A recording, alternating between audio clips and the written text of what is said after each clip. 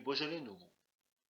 Je ne vous parle pas de l'histoire officielle, qui d'ailleurs est incapable de vous dire précisément qui a eu l'idée originale. Non, non, moi je connais la vérité, et je vais vous la conter, même si votre prochain verre de Beaujolais, nouveau ou non, aura un petit goût de soufre, hein. Hmm. Cela se passe il y a bien longtemps, quand le diable voyageait encore sur nos routes. Un jour, il errait dans les environs de Pouilly-le-Monial en quête d'une âme pour ses chaudrons. Il avait fait un effort vestimentaire, hein. Pourpoint de velours, ceinture ornée de rubis, long manteau au col d'hermine, une épée au côté au beau pommeau d'or. Dans un vignoble, des hommes et des femmes étaient occupés à la vendange. Le raisin était gorgé de soleil. On sentait leur chair sucrée sous la peau bleutée. Voilà qui promet du bon vin, pensa le diable. Il le pensa sans doute un peu fort, car un homme dans son dos répliqua. Oui, sans doute, mais il ne sera guère vendable qu'après le prochain printemps. Le diable se retourna. Celui qui avait parlé ainsi avait bien triste mine, malgré le spectacle réjouissant. Adroitement, le diable engagea la conversation, se faisant passer pour un riche seigneur allant en pèlerinage.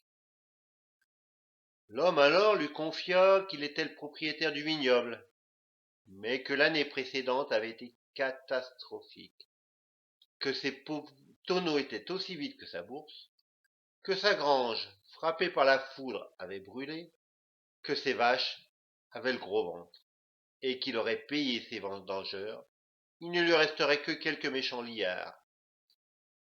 Comment allait-il passer l'hiver? Le diable s'en alla songeur.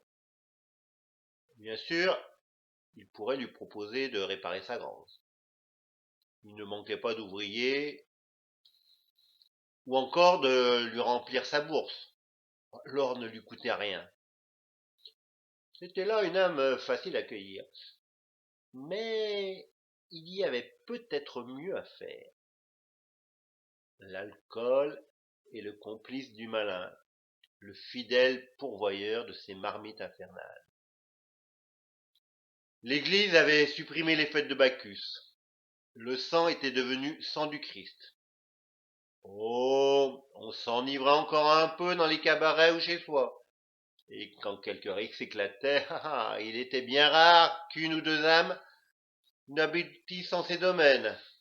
Mais c'était là du bricolage, de l'artisanat. Ce qu'il lui fallait au diable, c'était le retour des bacchanales. Et là, le diable, il avait une idée. Dès le lendemain, il était chez son vigneron. Pourquoi attendre des mois et des mois quand quelques petites semaines suffiraient à produire un bon vin? C'est impossible, monseigneur, fit le signeron. Vous ne connaissez pas le métier. Et si je te disais qu'avant la fin novembre, tu pourrais vendre ton vin à plein broc? Ce serait un miracle, monseigneur. Un peu de science, voilà tout. Et ce disant, il sortit de sous son manteau un petit sac de lin qui contenait une fine poudre noire au reflet roussâtre. Voilà une pincée par tonneau. Et je te garantis que ton vin sera bon à vendre, disons vers le 20 novembre. Tiens. Et combien me vendriez-vous cette poudre magique? Je ne te la vends pas, je te la donne. Et le diable déposa son sac sur la table. Attends, à toute chose il faut un nom. Tu nommeras ce nouveau vin le Beaujolais nouveau.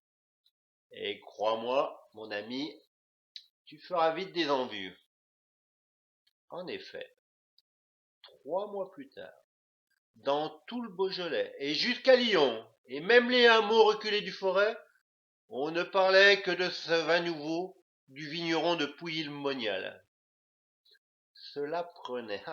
Le diable se frotta les mains et, une hotte dans le dos, il fit la tournée des villages. Partout, à Julienne et à Quincier, à Thésée et à la Chassagne, à Saint-Didier-sur-Beaujeu et à Vigny-Morgon, il distribua généreusement de sa poudre magique. Et c'est ainsi que naquit le Beaujolais nouveau. Aujourd'hui, le diable se fait discret. Et maintenant que les réserves de poudre sont épuisées, on ne sait trop comment font les vignerons.